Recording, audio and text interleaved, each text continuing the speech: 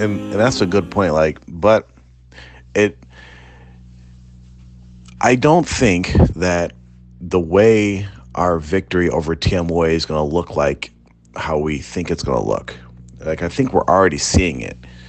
Like, even in K2's silly behind audio, like that was what, like 2-3 years ago that he left that audio about slapping people in the faces and this and that, right? Look at that. I mean, let's look at the progression, right? Let's look at the progression.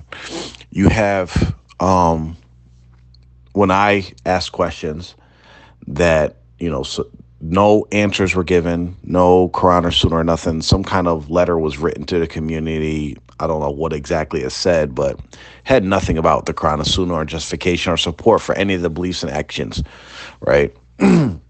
Then let's say you just fast forward to K2's audio where he says, "Oh, we know Quran, we know Hadiths," but actually doesn't make any references to any Quran or Hadith whatsoever, right? Just goes back to Shah TMOA rhetoric. But in his mind, him saying that is him acknowledging, without whether he knows it or not, is like we have to start referencing the Quran and the Sunnah, right? Like we have made it aware to them that the Quran and Sunnah is important, and that's the standard, right? So in his mind, even though he was incapable of doing it, he attempted to, in his mind, in his slingshot from the hip, shooting from the hip moment, in his mind shows that like, oh, I have to somehow reference the Quran and the Sunnah. So that was his reference, just saying that we know these things, right? Then fast forward all the way to William Reed, who actually writes up a whole document attempting to try to support something using Quran and Hadith and statements from the scholars. He totally missed the mark.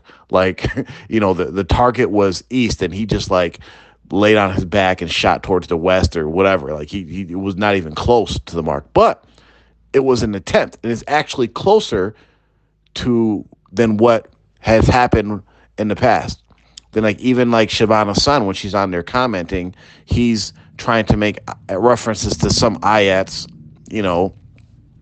So even with like if when we do expose Mudassar and he starts posting hadiths and Quran and all that, at least we are pushing them in a way, whether they're sincere or not.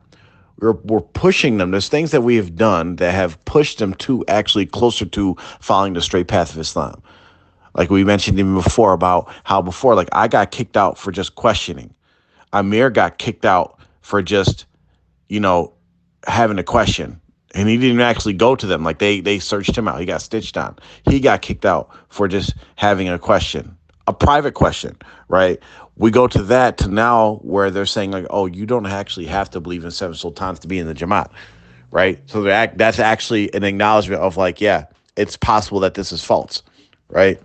Then you have people that are attempting to failing, but still attempting to use Quran and Sunnah. So we will get to a point in this. If you look at I look at my own progression and how I left the Jamaat, it's actually what I went through personally. You see the Jamaat as a whole in general going through the same process where, they have been questioned on their beliefs. And it's the same questions that maybe some of us had like, hey, is this right? Right. I remember even early days while I was on the juice, I used to have back and forth and debates with Hanif, and in my wife. But it puts you to a point where it's like, okay, I need to support this stuff, to support or my beliefs with the Quran and Sunnah. Then you start investigating, and then you start looking for stuff to support your beliefs, but you're looking for stuff like in an insincere manner because you're looking just for stuff to support your beliefs. Then they're going to get to a point where they find out that, oh, there actually is no support for our beliefs, which they've already hit because that was them acknowledging that, okay, you actually don't have to believe in this to be in the Jamaat, right? Because that's actually a stage that people go through in Tim ways. They're like, oh, I don't have to believe in all this stuff, but, our Jamaat's still good. The Sheikh is still good, blah, blah, blah. There's difference of opinion, blah, blah, blah. But then another stage after that is you realize, like, actually, not is it only not supported, it's not actually part of Islam, and it's actually contrary to Islam, right? If I believe this, I'm actually not Muslim. They will hit that stage as well, inshallah, most of them. But of course, there will always be people that will just stick onto the religion of TMOA. I mean, there will always be that. So it's just interesting, like, you see these little things, and even if they're not insincere, even if they're not sincere, and they're just posting things to try to fit the image, at least we have pushed them towards that realm where that, okay, yeah, I got to post Quran Hadith. I got to say something in support of the Quran Hadith. Even that little thing with the that fabricated hadith about the benefits of Torawi, that us mentioning that and putting it on our status, whatever, it's got out, it's made its rounds, people's talking about it, asking for different people's opinions and stuff. That's what we want. That's the kind of road we want them on, because if they're sincere, the ones that are really trying to, please Allah, and they'll actually get to the point where they're like, yeah, this is a bunch of BS. I'm out of here.